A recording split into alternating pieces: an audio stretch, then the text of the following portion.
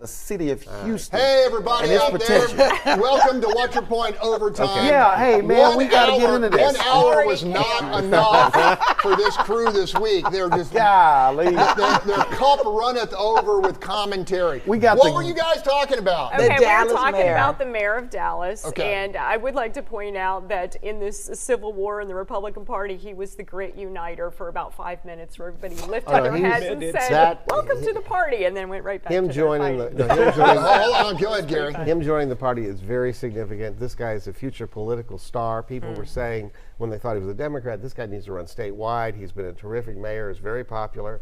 Well, now he's going to get to run as a Republican. Maybe he can run against Ken Paxton. And there's the rub, right? This isn't about party ideology, right? This is not about he all of a sudden was pro-choice and now he's pro-life. This wasn't about he was one way on immigration and then he was another. This wasn't about one way on guns and then another. This was about him looking at the map in the state of Texas and figuring out, hey, how can I run statewide? Or how can I run nationally? Right, and get the votes that I need to go to D.C. or to go to Austin. That's really what it was. And unfortunately, and we can't, this thing about Dallas is a nonpartisan race, it's hogwash. There's no city in this country, there's no state in this country that is running anything nonpartisan. We are toxic, we are cancerous, and we are divisive. And it's impossible to say that. We just talked about the city of Houston and its race, and the whole conversation was about the Democrat, the Republican. And all I'm interested in is the best leadership for the city. Yeah, and look, and we haven't had Mayor Johnson. He's like his own business. It's like the Breakfast Club has to decide what the best move, whether it's over here or over here.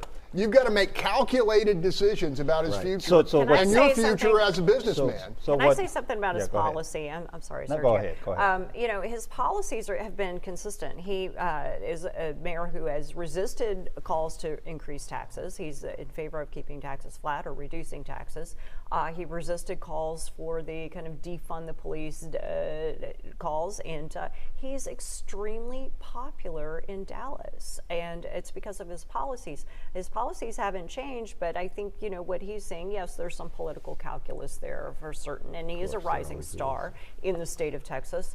But I think that he saw that the Democrat Party wasn't really in line with the policies that he thinks works for reviving those urban centers. Maybe he just saw the Democratic Party is dysfunctional. 100% about the divisive environment that we find ourselves. I thought I'd reached new highs of cynicism until what unfolded in Austin. Yeah. Right. Now I'm like mega cynical. Exactly. And Austin is an example of how it's like we need to be divisive, right? Like, so in the state of Texas, the Republicans run the state of Texas, right? So they don't have to have a fight against the Democrats for anything. So what do? They find a fight within themselves. It's the tenor and the tone that's in this nation. Let's find a way to dig deeper, to make one side win, one side lose, and let's get away from the conversation of how do we have a better state. I want to tell it tomorrow. I have a good friend. His name is Elmo Wright, former UH All-American, NFL star. We hang out. He's a very wise guy. He used to work as a chief of staff for commissioners years ago.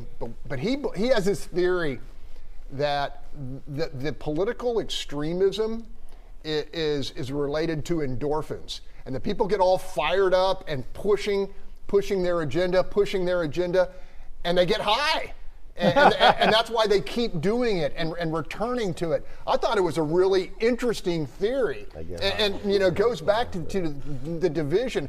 Why wouldn't we all want to find middle ground? That's what we all grew up with, when compromise was not a dirty word. Exactly, I agree. And scorched earth politics was what happened somewhere else, not the United States. Okay, yeah, I guess but when when Trump you have entered, people, it was before Trump. It was before Trump. No, but it was not. It was before that, and this is the problem. Hold on, one at a time tomorrow, and then we'll go to subject. Okay, this is the problem right here. What you just said is absolutely true, and I'm not going to drop this on Trump because he couldn't have won if this ideology wasn't already there. And the fact that we had this trial here, and many people such as yourself who had, these people who are involved in this, some of these people are your friends. These are not your, they're your friends, and you were heartbroken to see how this came out. But we should not have been surprised. As Marcus said, this state is ran by Republicans, and they got into an eternal fight about a $30 billion fund prize. We've never had that much money left over, and you fighting about how to divide a prize to a state where you have people who still are nowhere near recovered from the impact of COVID on their lives. Businesses that have not been, so to have that kind of fight on the inside you talking about a blessing, and that's more than most states have in the kitty, and you over here ready to kill your cousin because you want to give one extra lollipop to Rosie and he want to give some popcorn to Sam. That makes no sense. And I'm telling you, if we don't get it right, we are going to be in major trouble, because what Gary said, and I agree with him 100%, this border crisis of having other countries come to America when America ain't even got their own house. You know how your mama tell you can't have no company because the house ain't clean? Our house ain't clean. We don't need to be bringing nobody. We need to clean up ourselves before we bring other people in here. I'm telling you, this is an issue that will really kill this country, because the stuff that's going on with Russia and Kim Jong-un, these impacts, the war in Ukraine, all of this. No, you can say, "Oh Lord," all you want to, because you are Hispanic. I am talking about the House. Okay. All of this is happening in America. Who's going to clean that dirty house? Hold on, let me jump in here. Who hired? I think it's racist by saying that. I think it's racist for you to say who's going to clean this house. Because it is, Sergio. Because the policymakers have nannies that are essential workers and undocumented. No one is hearing any of this, so let's stop for just a second. And I'm going to say this, Zed Hill, no one on this panel is against immigration. No one is against immigration. What we are scared about, and rightly so, is that people are coming. We have no idea who they are. Our Congress has shown us that they are completely unwilling to solve the problem. Yes. We have so we can't even hold and try to limit the flow in, because the current administration is not allotting the resources. And if you listen to Gary, and I think there's some merit to that, they see the advantage of a huge population coming in who are beholden to them politically for generations. I don't know about that. Okay, right? That's fair. Because let me respond when you're finished. Well, because two things, right? We know that when people come across the border, they don't become voters, right? They don't. At best, their children later on may become voters, right? And there's no evidence in the state of Texas that the Democrats are running with the Latino vote. That it's just not happening, right? If you look at a lot of the Latino community, there's Republican and there's Democrat. So I don't know if I buy this idea that Democrats do this because they hope that if they do this, it's dumb. And I don't put doing dumb things past the Democratic Party, right? So it may be true. I think it's a bad idea if it is true. But here's the thing that I think is most important. We already know that there's a problem with the cartels in south of the border. We already know that this is an advantageous opportunity for the cartels. I'm not talking about whether or not somebody should be admitted in or not. I'm not talking about whether or not they should get amnesty or not. I'm talking about the danger that is rooted in drug cartels knowing they have an opportunity to breach the United States of America and cause death and destruction either through violence or through drugs. And the idea that we're not willing to put a stop to that. We say we're trying to fight fentanyl, but yet we got open doors where fentanyl can just rush in. We got babies that are being found in daycares that are dying as a result of this. This is a problem that we've got to solve, and we're not going to solve it by switching parties because we think we can get reelected. We're not going to solve it by running ads that shoots down a person because of their political affiliation. We're not going to solve it by this madness that's happening in the state with the fake impeachment trial. We're only going to solve it if we take the baby that died, if we take that seriously. That's the only way we're going to solve that problem. I want to ask Sergio this. There's a lot of and I want you to have time to stretch your legs on this. You heard the mayor of Eagle Pass. Right. And if you were sitting down and y'all were talking, said, Sergio, you know people. Right. What would your response be to him? Yeah, no, I agree that immigration, undocumented illegal immigration is out of control. Undoubtedly, that is, and I have mentioned that. You're on the record. Want for the U.S. to have a stronger position militaristically with like Congressman Crenshaw. They need to do some strikes. I mean, if you can strike in Ukraine and Afghanistan, why not strike in the cells of cartel hubs in Mexico? Why not? Because that is when you look at cause and effect, the cause is here, and we're having the effect on this side. I understand that because of the demand for drugs on this side, and the desperation of folks coming over here, and the cartels and human smugglers taking advantage of these poor people. But you're working with two countries. Mexico needs to do its job too. They need to try to do everything they can to control the flow of illegal migration here. And so the government is the resources, and I agree with some of my Republican colleagues. You're spending billions of dollars supporting Ukraine military effort. Why not do it down here? So my question would be to the Eagle Pass mayor, Congress, send us some resources down here, military might, forces here in Eagle Pass to stop these spike areas that are open gaps in the border, to reduce it. Are we ever going to stop illegal immigration? We're not, because it's too broad. Even if you close the whole border, they're going to come around on the ocean or go through Canada and come back down. Or go under. There's no way of stopping it. But the issue of you have to understand that it's a very complicated situation. But the real issue is two things. One, that I've been hearing in my community is that why don't they have a guest workers program for the folks that are here? And they did it in the 1940s during World War II. The demand for labor was down. And also, there have been many folks that have been here for decades waiting to be processed as legal residents. Millions here. But it's so backlogged, and so people are so concerned about impeaching Biden, impeaching his son, and getting caught up in that juggernaut up there in Washington, instead of doing guest workers programs, sending resources down, working with the military in Mexico, start stifling and hit them hard, those cartels. They're the ones that are causing chaos here and there. The demand is here. And also, every time I disagree with you tomorrow, that doesn't mean I'm racist. It's just we disagree on things, because I'm the least racist person you'll ever meet. And that's the problem. Okay, I want to ask, look, you hear Congressman Crenshaw's, who comes from a military background, but you have heard it from multiple sources. Mexico has lost operational control of its border. Yes. The frontera is in complete control of the cartels. Absolutely. And they make money on everything that crosses the border. They're the toll takers.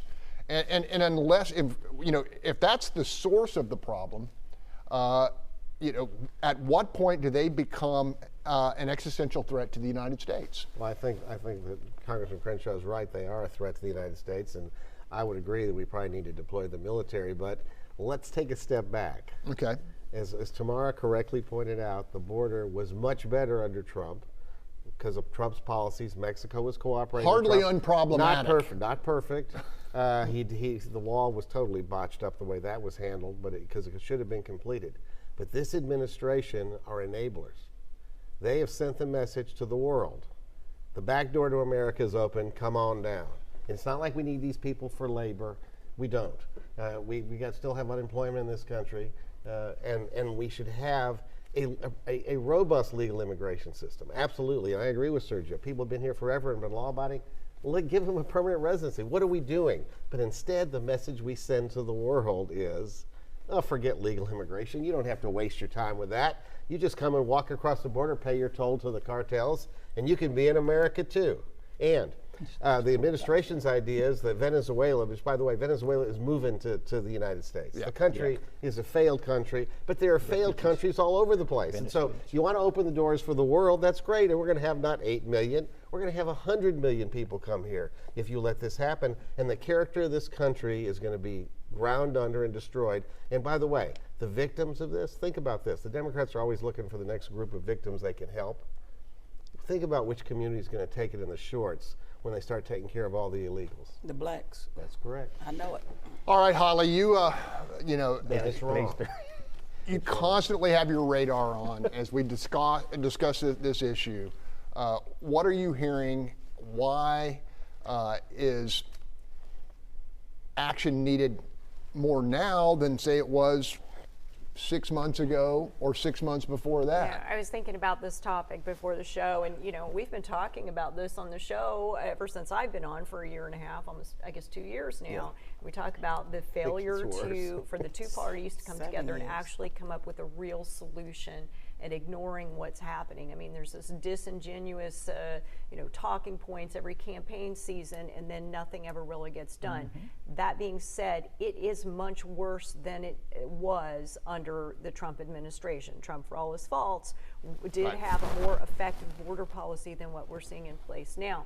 Now we're seeing federal agents go in and actually cut down the barriers, cut down the barbed wire, things that are, the state's putting out impediments to crossing over illegally. And so, I mean, it feels like the federal government is purposely undermining the state of Texas in this case. And then now this is, I think Gary put it, the Remain in Texas policy. They don't want Texas to send these, immigrants to New York or San Francisco or these other places. And when we do send them elsewhere, then these cities are going, whoa, wait a minute.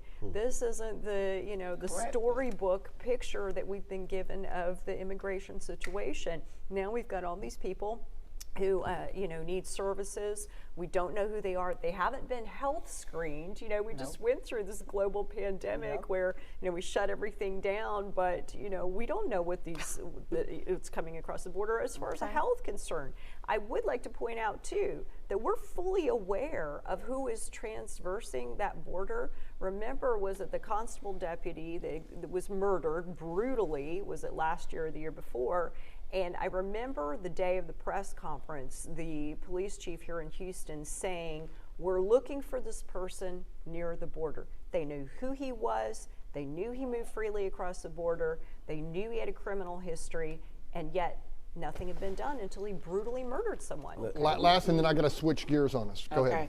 And the reason they knew all that, Holly, and that's what bothers me when they say they can't find people. They have satellites looking at us. They can tell what you just pulled out your nose. Because let me tell you, really? on Wednesday, I get all these calls. A man just was killed at Riverside Park. A man was killed at Riverside Park. Tomorrow, are you over here? Are you over here? I rush. I'm at a funeral in Second Baptist. I rush over here. The guy who had killed the school teacher who was trying to help a friend in a domestic violence murder and killed the dog and the lady. He was in Riverside Park. He killed these people in Humble. He was hiding in the park where I have my national night outs, where I have my Third Ward rodeo and all this. He behind Good Hope Baptist Church. He was in that park. And when I say swarm, DPS, constables, HPD, and the feds were all at that park. Right. And they got that man. They knew where he was. We were all like, do anybody know? Nobody know. They found him. Yeah. So when they say they can't find people, Real quickly, Marcus. I just want to point out for the record, I know you mentioned Senator Crenshaw, Congressman Crenshaw introducing this idea of military operation. No, that was brought up on Worship Point first 2 years ago. By who? By yours truly. That's right. Because, and not for anything else than to explore this idea of how much different is Frontera than ISIS. How much different is the cartel than the people we are fighting in Ukraine? How much different are there's no difference. And so I have to ask this, right? Who's benefiting from this? I know we're talking about the political motivation. Follow the money. But we haven't talked about the money. You mentioned that the federal government in Mexico has lost a handle. Maybe not. Maybe the federal government is a part of what's going on in Mexico. And maybe, just maybe, the powers that be are benefiting from the drug trade in the United States of America. Look, if on both sides of the board. Hold on. If we can magically erase the narcotics trade and all the revenue it brings to Mexico, I've read a study, I mean, it would collapse the Mexican government and collapse the Mexican economy. I mean, it has become that ingrained in society down there. There's just too much money coming back. Mexico won't get rid of the drug cartels the same reason that the federal government won't change the tax code. Because they benefit from it. Elected officials benefit from the money that corporations give them, right, on one side, and the Mexican government benefits from the money that the cartel puts into the government. Right. Okay, I want to switch gears real quick. Yeah. Because Holly did some good reporting. I did some too on 800 Middle Street. This is that controversial $120 million project with Houston Housing Authority. There are ash landfills laden with toxins. There is an active lead processor. There's a former state Superfund site, and they're building there. Is this what we're talking about, moving people to? And that's what we're talking about, moving people. I wanted to get back to your assessment of how much the units are being built for. Right. So what we have to look at is there was a $55 million used to purchase the tracts of land. From the cockerels. And there's some problematic things. It was a buyout of the, what do you call it, the housing, the 1950s housing development that flooded in Hardy. Okay, so Susan Clayton Homes. Sorry, that name escaped me.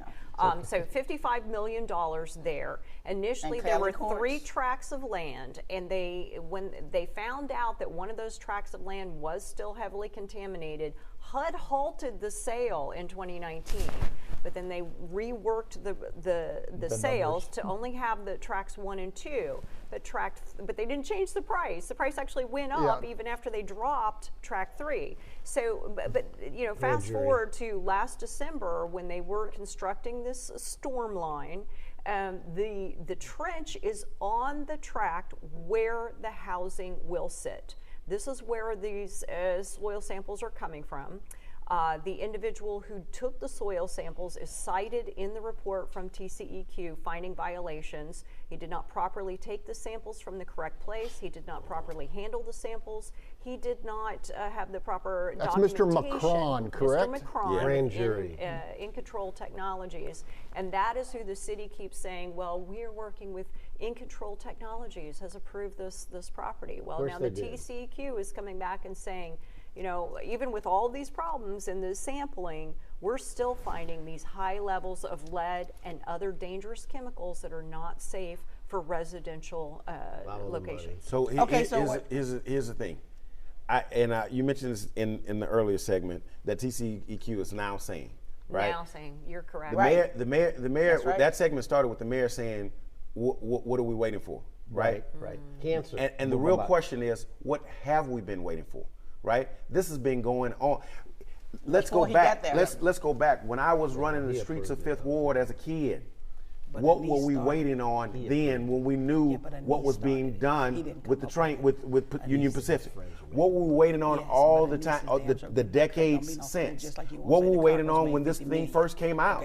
What have the elected officials? It was wrong then, and it's wrong now. Exactly. It's not an either or. It's no. Yeah, what I'm suggesting is the people that are sitting around that shoe, the people that are sitting in this department, they've been knowing about this. Correct. Right? And the question is, what were they waiting on?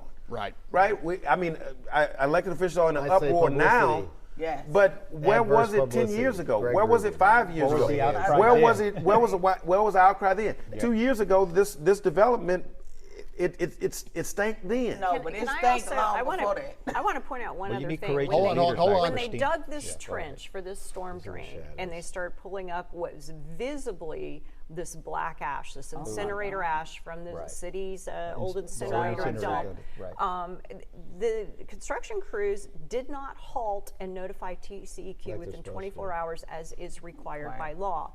They only stopped when a resident saw what was happening and filed a lawsuit. So it took a person, a private citizen. I'll take it one step further.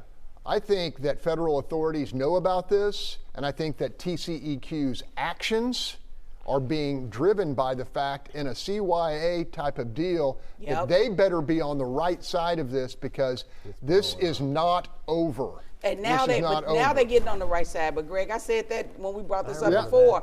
I I said, why is TC Screw doing it again? Because let me tell y'all, you all are talking about this project, but none of y'all said anything about the East River project. Do you know what used to be there? Because I know you do. Yep. That was the vinegar processing. Yep. It was just as contaminated.